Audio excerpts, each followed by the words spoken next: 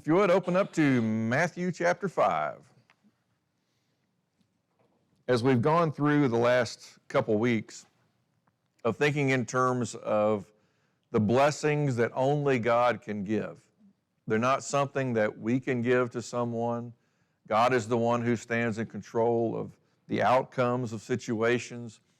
And to understand, when you're looking at this term blessed, think in terms of longevity, think in terms of favor from God, how God's dealings are going to turn out whenever these attitudes are found. And as we go through the Sermon on the Mount, you'll see so many of these attitudes start to overlap in situations to where you see, even through the midst of everything, these attitudes are a must. They are not optional. They are the things that we have to grasp onto with everything we have. And so, real quickly, I want to go through verses 3 through 11, but I just want to do it in terms of kind of a call and response. I'll read the first part. You tell me what God's going to do on His side. So, if you look at verse 3, he says, "Blessed are the poor in spirit." And what's God's response going to be? "For theirs is the kingdom of heaven."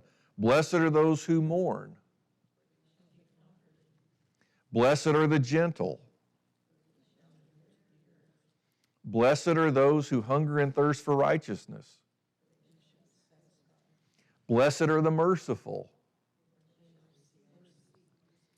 "Blessed are the pure in heart."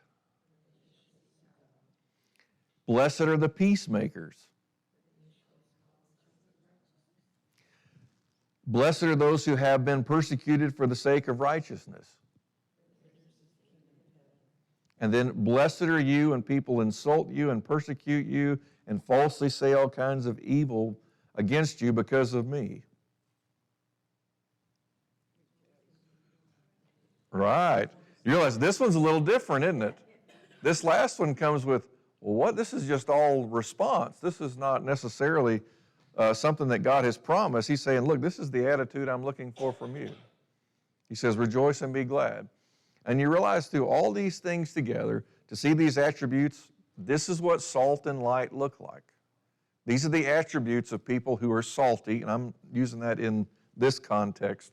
I know the world uses that in a different way nowadays.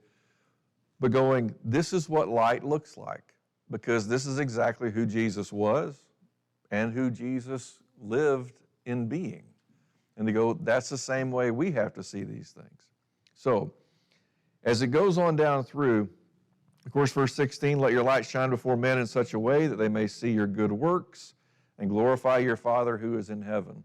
That He's the one to be glorified, not us. Then, if you look down at verse 20, 19 and 20, he says, "Whoever then knows one of the least of these commandments and teaches others to do the same shall be called least in the kingdom of heaven." So you realize, what if you get something wrong? He says, can you still make it? Yes. Then he says, "But whoever keeps and teaches them," he says, "he should be called great in the kingdom of heaven." And who are we talking about there? Jesus. He's going to be the one who's great in the kingdom of heaven. Then verse 20 says, "For I say to you that unless your righteousness surpasses that of the scribes and the Pharisees, you will not enter the kingdom of heaven." He says, if you think imitating a scribe and a Pharisee will allow you to make it, what does he let them know? You're wrong. You have to go beyond where they are, which I'm sure to some of the people who were listening on the mountain, they just kind of went, as if and this is kind of hard to translate to us present day, but you think of anybody that you really look up to spiritually, how they are, what they think, how they teach, whatever, and going, if Jesus was to say, look, you've got to go beyond that, who'd go, what? Is that possible? Can I do that? And realize, for them, they saw the scribes and the Pharisees in such a high value that for Jesus to say that was like, what is he talking about? I want to understand more. And so That's exactly what he's getting ready to go into, because he's going to start going through some of these commandments of old, and he's going to bring them up, and you know what the Pharisees and the scribes would say, and it's not what Jesus is about to say. Now, look at verse 21. And as we go through, always try to keep back in your mind of going, all right, what attributes are we really looking at in terms of the attitudes and beatitudes? Verse 21. He says, you have heard that the ancients were told, you shall not commit murder, and whoever commits murder shall be liable to the court. Now, there's a little phrase that's going to show up several times through the rest of chapter 5. It's going to start off with something like, you have heard that it was said, and then in the very next verse, he's going to say, but I say to you. And you realize there's a complete difference in terms of going, here's what you've been told, but let's really get down to the heart of it. Now, real quickly, just start looking through here. Look at verses 21 and 22. And we'll skip down through here just to catch these phrases over and over again. So, in verse 21, notice how it brings these things together. He says, you have heard that the ancients were told. He says, you've heard. Then look at verse 22. But I say to you. Now, skip down a little bit further. Look at verse 27. You have heard that it was said. Verse 28. But I say to you. Skip down to verse 31. This one's just a little bit different. It was said. Verse 32. But I say to you. Look a little bit further down. Verse 33. Again, you have heard that the ancients were told. Verse 34. But I say to you. Then, verse 38. You have heard that it was said. Verse 39. But I say to you. Then, on down further, verse 43. You have heard that it was said. Verse 44. But I say to you. What is Jesus doing?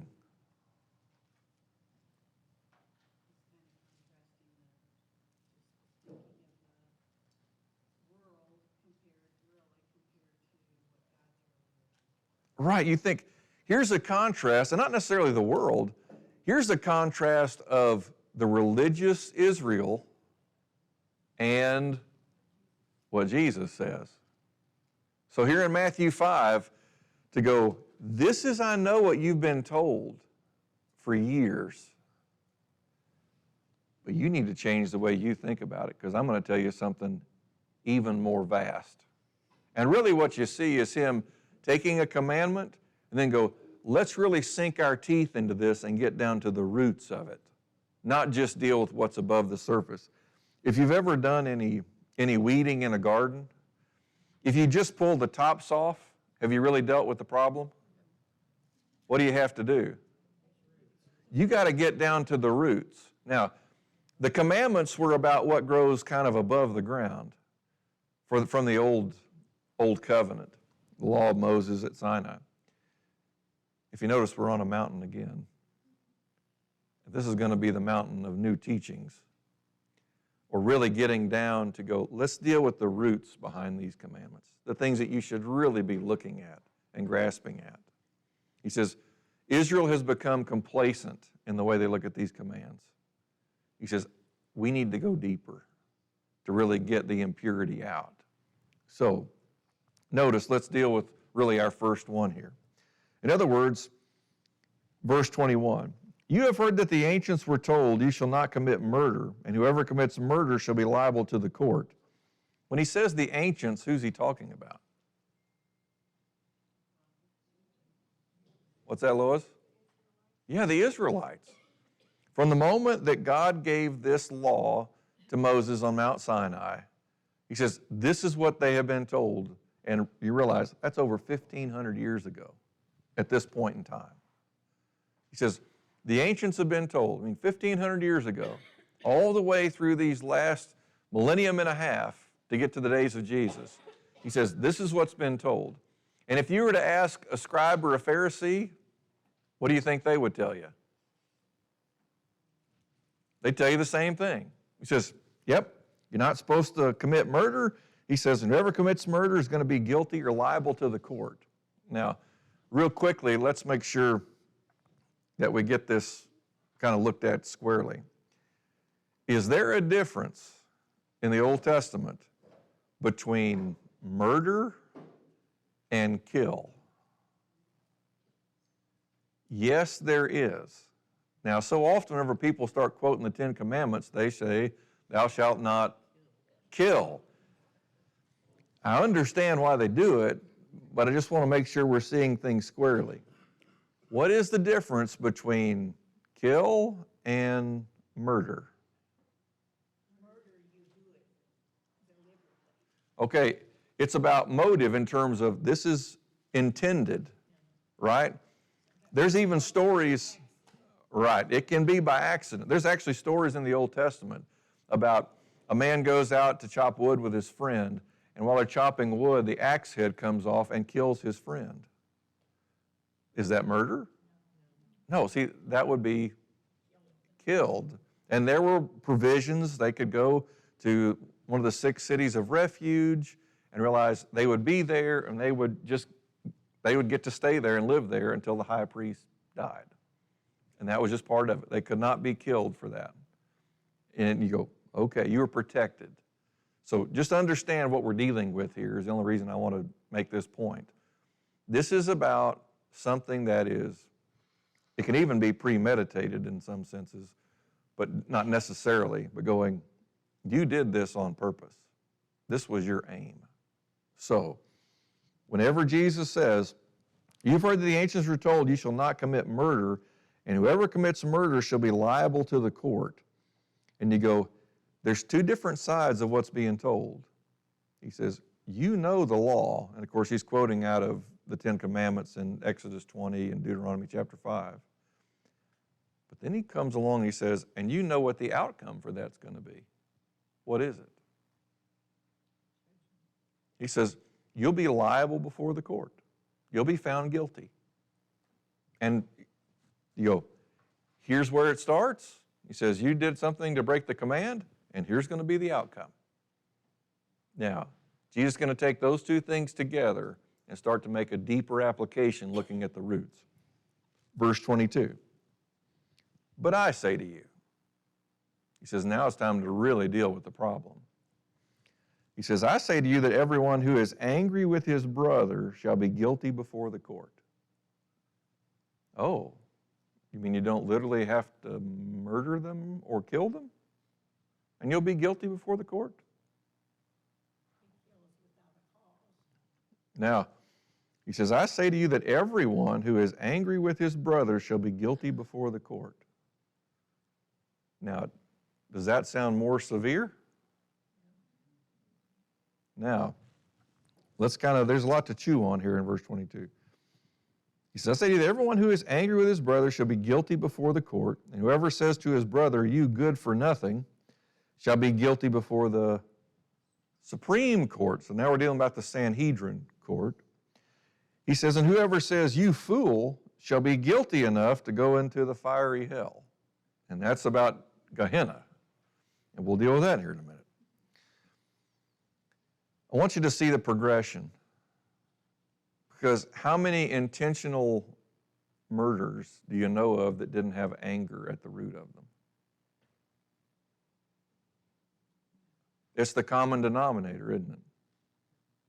Whenever someone intends to kill someone, it's always motivated out of anger. Now, it can be married together with other things, like it can be anger along with jealousy, or it can be anger along with envy, or it can be anger along with pride. It can go with other things. But anger is the common denominator. It can even come down to go, you have money that I want, and I'm going to kill you for it. Or you have influence that I want, and you see these things at hand.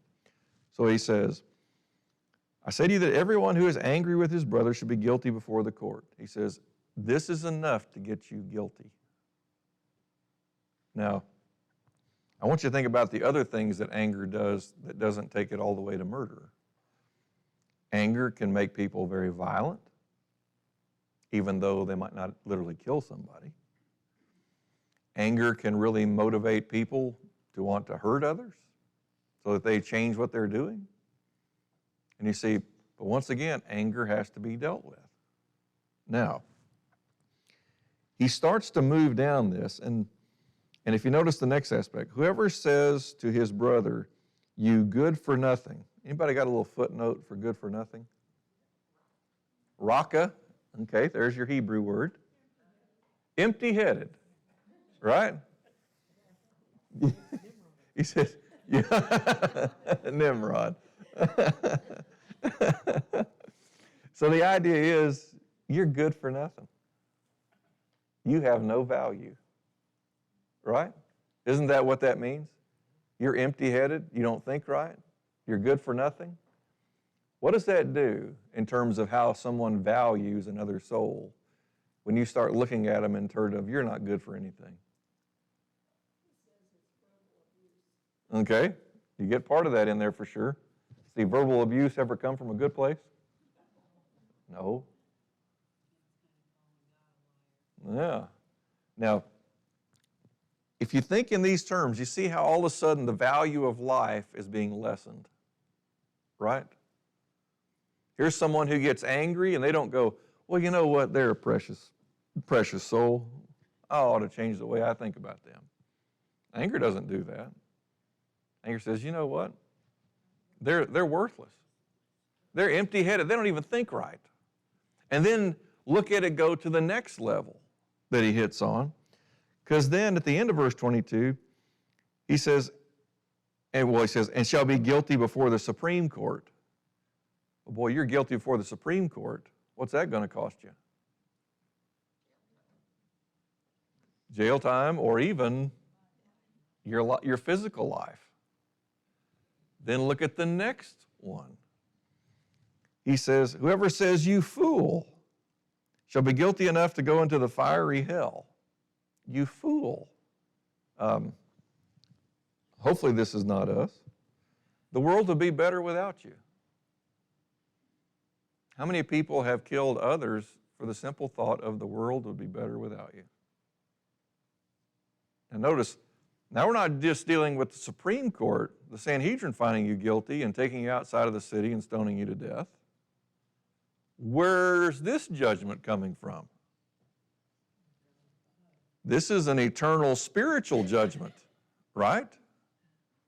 And you go, he says, this is down to the fiery hell. And you probably have a footnote for fiery hell that says Gehenna, if you have footnotes in your Bible. Do you know what Gehenna literally was in the first century? If you were in Jerusalem, down kind of southwest of the city, and realize Jerusalem means a city of peace.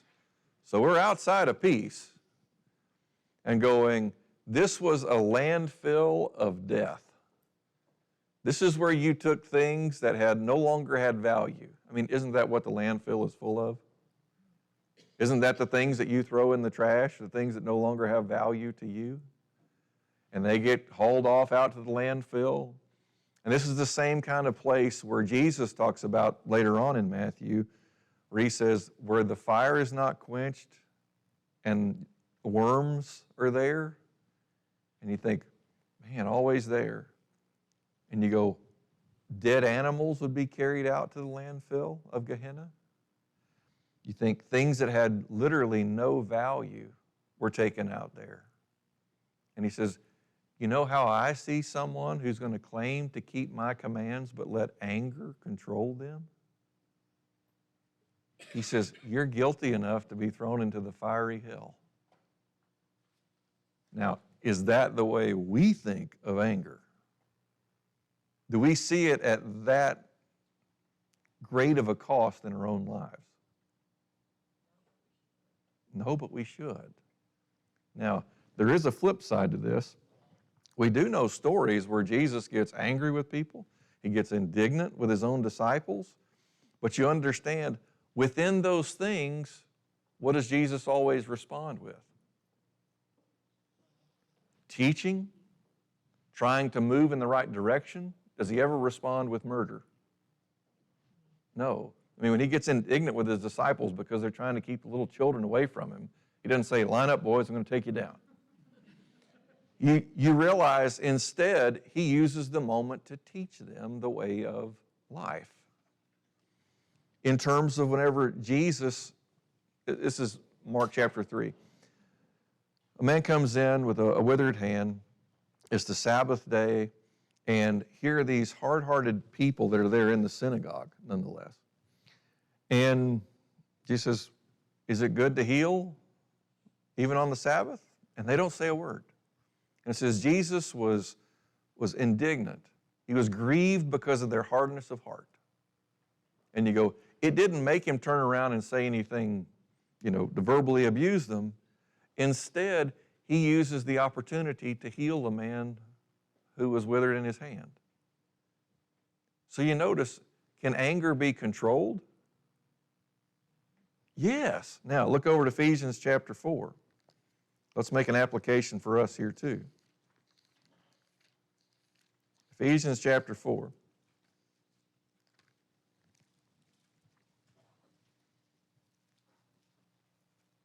Look at verses 26 and 27. And this is all within the thought of putting on the new self, which tells us, where do we come from? Before we came into Christ, does anger have a bigger stronghold on us? Yeah, typically. Usually we don't wait till we come into Christ to get angry. And so what do we do with that? How are we going to process this anger thing? So notice verse 26. Let's deal with this kind of in three segments. Be angry and yet do not sin. So what's the number one priority with anger? Not to sin. Don't let your anger control you. Because if you're going to let your anger control you, where will it take you? It will take you to evil. I mean, how many times, and we're not going to go over to James 3 and read it, how many times when we got angry and we made some statements, and after we cooled off, we thought back on it and said, I shouldn't have said that. I said that wrong. I shouldn't have been that way. And usually we go, sometimes we'll excuse ourselves and go, well, I was angry. And we're still just as responsible in the anger as we are for the words. And so here Paul's telling the saints, the faithful saints at that, what do you do with anger? Well, number one, you better control it. And if you think back to the story of with Cain and Abel, remember Cain was angry because his offering was not accepted? You remember what God told him?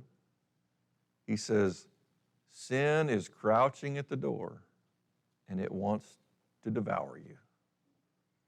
If we're going to let anger continue to progress, what can you expect to happen? Sin will master us. We won't master it, which tells you how vital tempers are and anger is. Then, notice the next part here in Ephesians 4. He says, be angry and do not sin. Okay, it has to be mastered. It has to be kept under control. Anger in and of itself is not necessarily the problem. Does God get angry? Yes. But what is his anger always? Righteous, justified, and under control.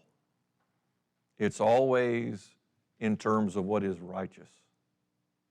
Now, our anger, does it always work that way? No, it does not. He says, be angry and yet do not sin. Here's the next aspect. And by the way, this word at the end for anger is different than the word for angry at the beginning. He says, do not let the sun go down on your anger. How quickly is it to be dealt with? Before the end of the day. And that's pushing it, right?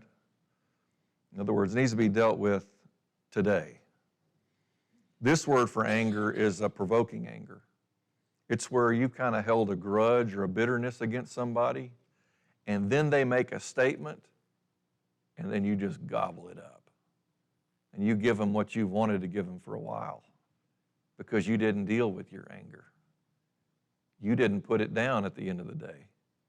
You didn't realize, you know what, forgiveness needs to be a part of this. So then to go, okay, number one, it has to be mastered. Number two, it has to be dealt with today. Not tonight, not tomorrow. It has to be dealt with today. And here's why. Verse 27. He says, and do not give the devil an opportunity. If you don't master it, if you don't deal with it today, who are you inviting in? The devil. And do you think he'll take a hold of those opportunities? Of going, it's like saying, I've left the front door unlocked. Don't be surprised if trouble comes in. Right? So, when you start looking through these things of going, here's where we are under the new covenant, anger has to be dealt with. And we should not be content with going, I've just been angry for years. Well, that means it hasn't been addressed in years. We've already failed plenty. The time for that is over. So, when you see what's at hand here, and this is not the whole story, but you see what's going on. Now, come back over to Matthew chapter 5. When we start to devalue one another, of going, you know what, you're empty-headed. You don't even think straight anymore. To go, you know what, the world would be better off without you anyway. You realize, isn't every human we've ever encountered made in the image of God? So what are we saying? We don't value God. Now, do you see how this goes so far beyond just don't murder anybody? Because I'm going to make a blanket statement. I'm going to assume that nobody in here has ever physically murdered somebody. Spiritually, it can be a completely different story. Because 1 John's going to go on to talk about if you hate your brother, you're a murderer. You realize, oh, this is serious. But notice here, you start to devalue one another. Oh, you don't see the value of soul in one another, whether it be a brother or sister in Christ or whether it be somebody of the world. He says, well, you really have to pay attention here. He says, because all of a sudden we'll find ourselves in the pits of Gehenna and wonder, how did I get here? I didn't kill anybody. Excuse me, I didn't murder anybody. And think, what am I doing here? Yet I let anger run my life. And sin just consumed me and mastered me. And I let it. Now, can you understand why Jesus starts right here? Because the scribes and the Pharisees weren't saying, hey, you know, we really need to consider our hearts. We really need to consider what we're doing with anger. They were making statements more along the lines, and if you look it up historically, it's not going to be something in Scripture, but going, look, you didn't murder anybody, you're okay. You see why he says your righteousness has to surpass what they're doing? And he starts right here, and for the people who are listening, the disciples, to hear this and go, I see what he means about the scribes and the Pharisees. They would never take it here. You'll also notice other times where the scribes and the Pharisees get angry at Jesus for some of the things that he says. And notice, what do they do with him? They murder him. Where did that come from? Anger, jealousy, envy. The very thing that's going to get Jesus killed is the one thing that's being addressed in these couple of verses. And he knows it. Now, let's take a look at something else here. Look at verse 23. Therefore, based upon those facts, he says, therefore, if you are presenting your offering at the altar and there remember that your brother has something against you. Now, all of a sudden, he says, here you are. He says, if you are presenting your offering. Now, you might have a little footnote there that says gift. Gift offerings are different than sin and trespass offerings. Sin and trespass offerings were to regain fellowship with God. A gift offering was literally just that. I'm giving this offering to God because I want to, not because I'm specifically commanded to. Now, as a nation, there were times where burnt offerings were commanded really every day. But for the individual who's coming, he says, if you are presenting your gift offering at the altar, and we'll deal with that here in a minute, he says, and there remember that your brother has something against you. I remember that my brother or sister in Christ is angry with me. Oh. Notice it doesn't say, oh, this is not what you would expect. You would probably expect it to be, you come to the altar and you remember that you're angry with one of your brothers or sisters. You notice that's not what's being dealt with here? He says, this is you get there and you remember somebody has something against you. Now, I hope in your mind, blessed are the peacemakers, for they shall be called sons of God. I want you to think about Jesus for a minute. Were there a bunch of people who were against Jesus at the cross? There were. And who does he go to on their behalf? Father, forgive them. They don't know what they're doing. Do you see the response? Now, he's making a sin and a trespass offering. So it's a little bit different. But at the same time, they have hatred, anger for him, and that's what got him there. You want to be a peacemaker?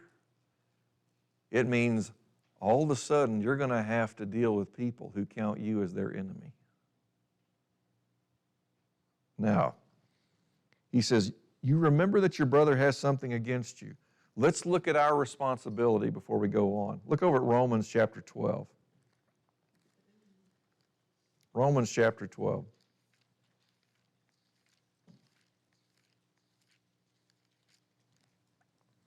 Look at verses 17 through 19.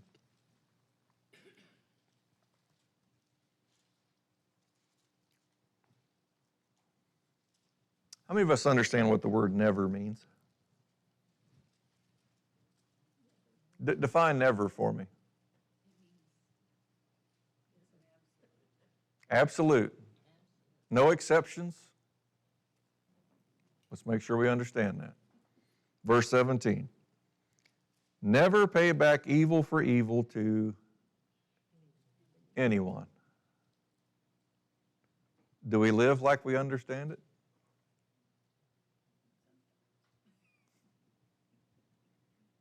Probably the honest answer is sometimes. Never pay back evil for evil to anyone. You go, man, I get angry when people say things false against me. I get angry when they want to run over the top of me. Is that anger going to help you?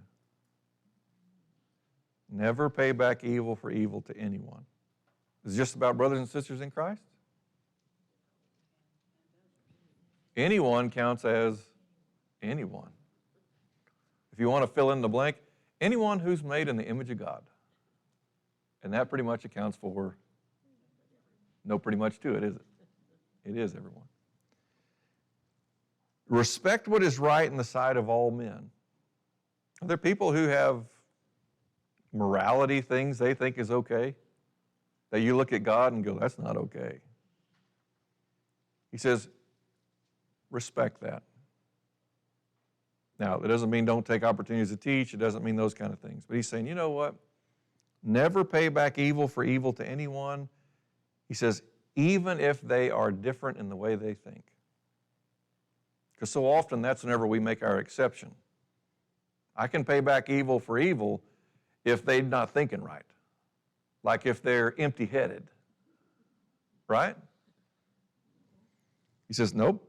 He says, respect what's right in the sight of all men. It doesn't say agree with it. It just says, look, show honor. Verse 18. If possible, so far as it depends on you, be at peace with all men. What does God know? Is peace always attainable? No. But can you appreciate the first part that says, if possible? And if possible means there's been effort, right?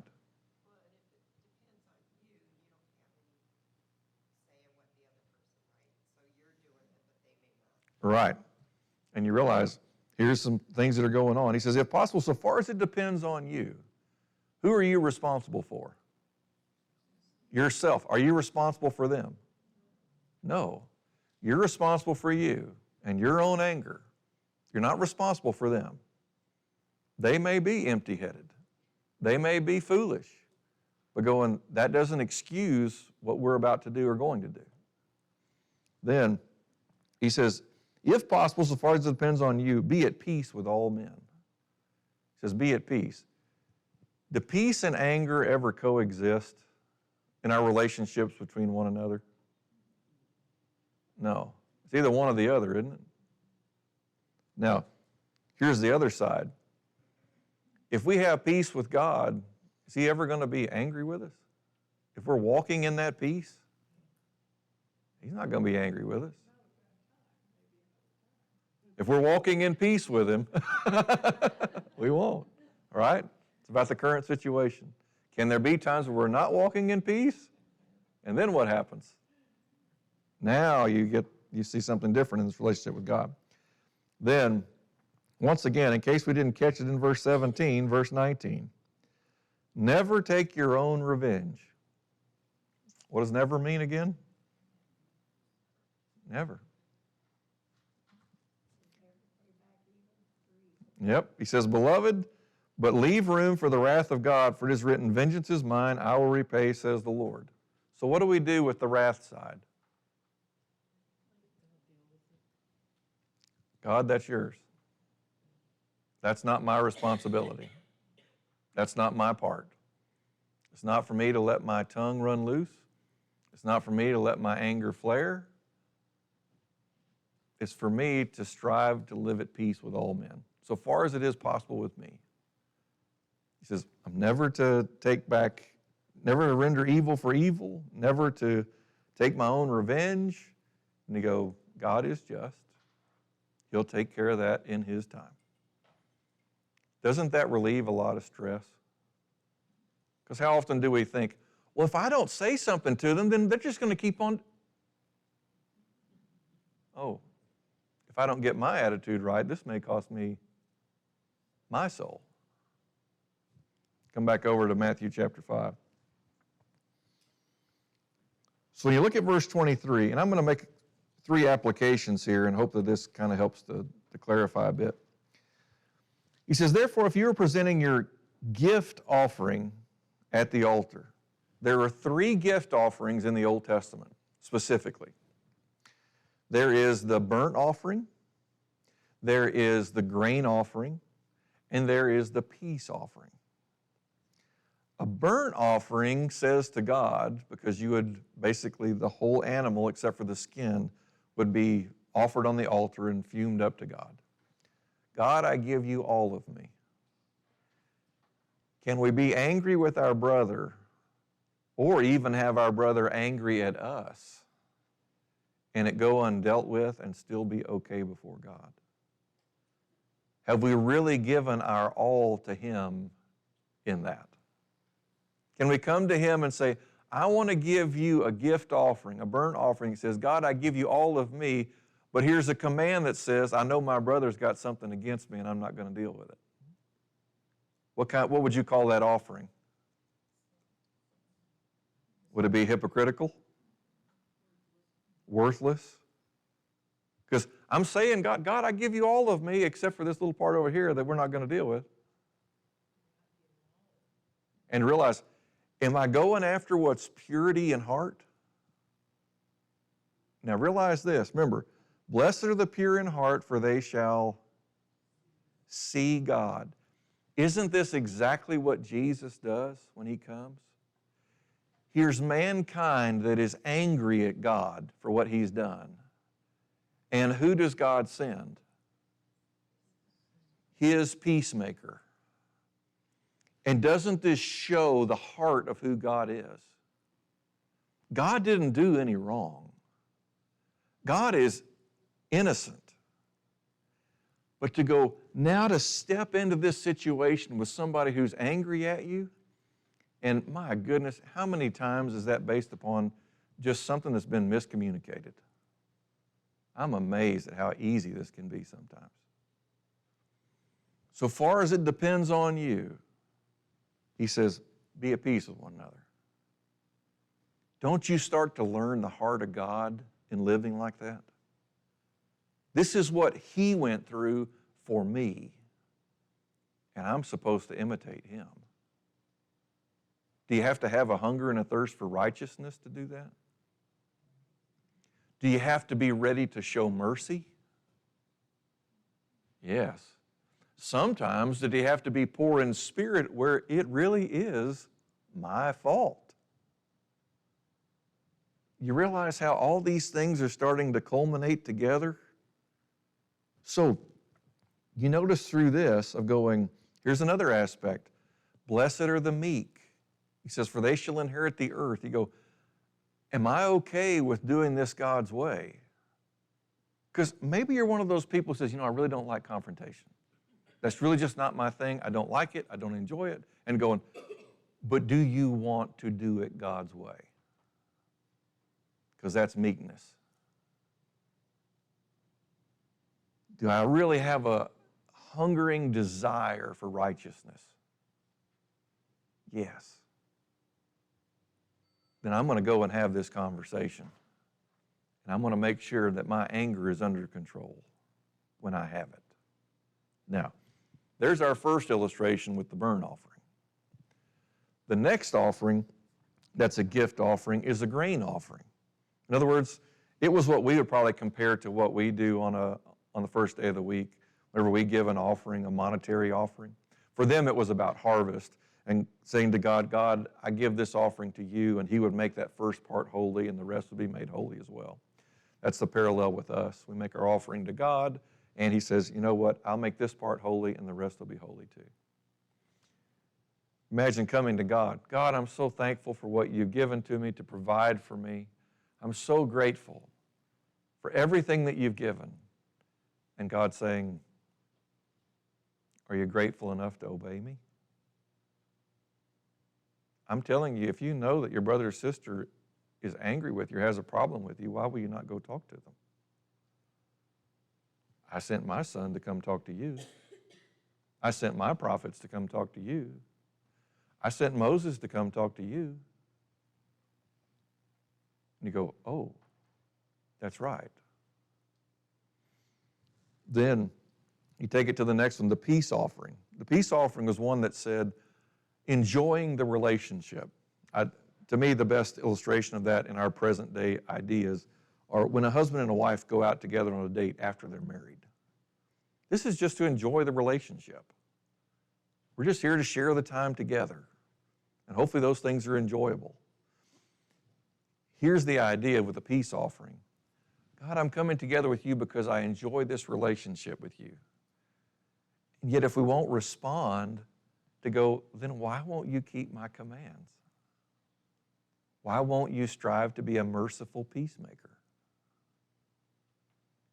And you realize, how could you offer any of these three gifts to God and then be truly sincere without going to have the conversation with your brother or sister in Christ? Because notice as verse 23 leads into verse 24. He says, therefore, if you are presenting your offering, and remember, this is based upon anger.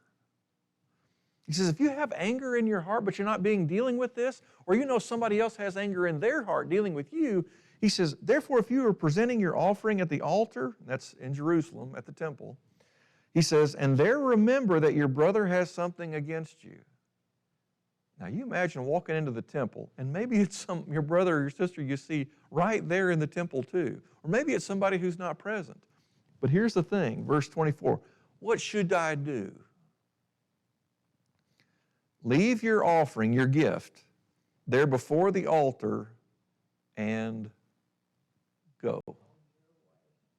And go. He says, don't make the offering. Leave your gift there. But don't make the offering. The commandment is next, go.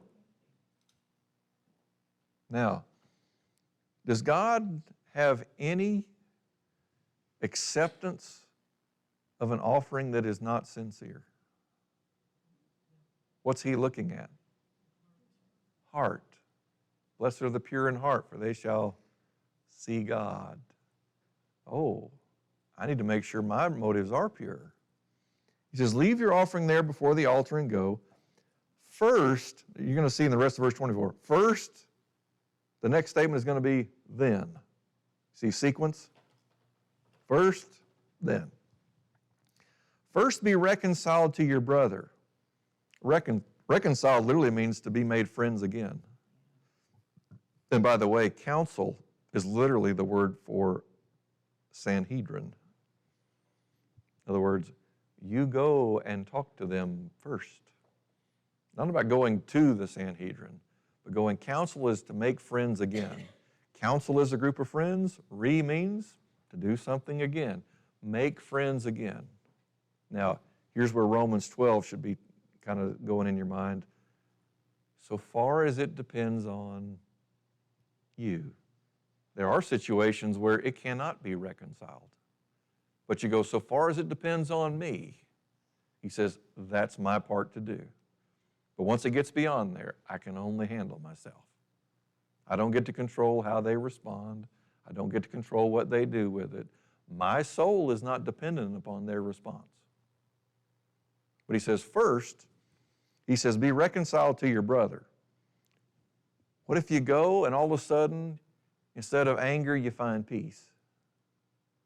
Oh, isn't that the greatest? Most wonderful solution. And how oftentimes those conversations turned into it was my fault too. And then you both get to grow from it. Sometimes you run to somebody who's humble and they say, I was just about to come talk to you. I'm glad you came. Some people, I can't believe you'd even talk to me. And you go, so far as it depends on me, here's where I've come. He says, first be reconciled to your brother, and then come and present your offering. Because what if you just said to God, God, I give you all of me. God, all that I have is because what you have done. God, I share in this relationship with you. I'm going to honor your commands. And all of a sudden, sincerity is what's being offered to God instead of anger. Does that change the way an offering is going to be received by God? 100% different. Now, he deals with it this way. Then he takes it to another application, which is kind of along the same lines. So verse 25, make friends quickly with your opponent at law while you're with him on the way. Oh, what's the response? This is not just about two friends who've had a little bit of a squabble. Now, what about somebody who's got law against you? What if you haven't kept your agreement? We'll make it simple. I promised the utility company I'd pay my bill at this time and I would pay it together, and now I've not done that. I've not kept my word. We'll deal with that later on. You go, what am I supposed to do? They have legal rights against me? Yeah, they'll shut off your electricity. And you go, all right, what am I supposed to do? He says, make friends quickly with your opponent at law while you're with him on the way. He says, if you can't make your payment, you need to go talk to him. You know what I find people typically do in those situations? They never have the conversation. If I could tell you how many times you hear from people who are 3 or 4 months behind on their utilities, and they go, oh, I don't know what to do. Well, you've already made several mistakes to get here. But and there are times where situations come up where I know we can't pay. But you realize it's time to have the conversation. He says, make friends quickly with your opponent at law while you are with him on the way. So that your opponent may not hand you over to the judge, because they have a legal right to do that? Yes. He says, and the judge to the officer. We would say the one who's going to actually carry out the order. He says, and you be thrown into prison. And what we're talking about here is debtor's prison. And you may be thinking about the story that Jesus tells in Matthew 18 about a man who owed someone a lot of money, 10,000 talents worth, and it takes 15 years to work long enough to make 1 talent. So you're talking about a debt that would take you 150,000 years to pay off. He says, if you're going to go into debtor's prison for that, how long are you going to be there? Till your last breath, and you'll still be in debt. And you'll leave your family behind in debt. You go, man, look at what's going to happen. He says, you better, and that's the idea. I mean, really, what do you think the idea is behind a debt of 150,000 years? Unpayable. We're talking about an eternal debt, right? I mean, you think about the oldest person to ever live on the planet is 969 years.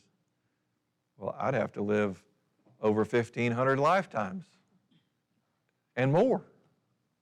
And so you realize the parallels of going, here's debtor's prison. Now, remember where he talked about at the end of verse 22.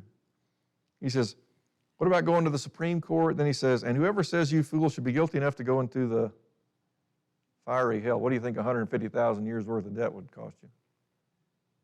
Fiery hell. We're talking about eternal. So, and yet at the same time, there's a willingness to forgive if there'll be a change of heart. And that change of heart bring about a change of action with anger. So, he says, verse 26, truly I say to you, you will not come out of there until you have paid up the last cent. He says, understand this. And this is not the picture of, okay, I guess hell's only going to last for as long as we have a debt. He's just using comparison terms. Don't think in terms of, okay, how many thousands of years is it going to take me to pay off this spiritual debt? Eternity. How vital is anger to be dealt with? Extremely. How vital is it to make sure that even if it's a law problem, that it's dealt with quickly? Not later, not tomorrow. He says, now. He says, and what if how many times we have businesses nowadays? And I'm using this one, and I hope you understand this applies all across the board. But if you go and talk to them, you know what they're willing to do? Hey, we'll work with you. Because we got a whole bunch of people who never come and have the conversation, and it's just going to get turned off. And you realize these things are available, but only if you're going to walk with God. And you see the benefits that he brings about. So, here we are as God's people. If you suspect that somebody has a problem with you, what is Jesus' instruction? Go strive to be a peacemaker. It's not always possible. At the same time, we'd better be ready that if they really did wrong us, what are we ready to show? Mercy. If it really is our fault, what do we need to be willing to be? Poor in spirit, to do it God's way, and to be meek, to do it in whatever way God desires. And to have a hunger and a thirst for righteousness. Will we be satisfied? That's the promise. You hunger and thirst for righteousness, you will be satisfied. So, you understand this teaching about anger. If you think anger is no big deal, then you may already be dead. And you may not even realize it. It is that serious. And at the same time, to understand how these other Beatitudes affect exactly what's here at the very heart of the matter. All right. I thought we'd get down through the next one too, but you can tell I was wrong. Yes? Specifically, what Jesus is dealing with, there's no Gentiles here. So he's specifically talking about in terms of brothers and sisters for them in the covenant, for us in the covenant. Is there anyone who's not part of this? You start dealing with those anyone statements that are in Romans 12, and that's where you get into going, here's the application for us, even to those who are not in Christ. So hopefully that makes sense of it. All right. Love all men. We'll get down to the enemies later on in the chapter. All right. Have a good rest of the week.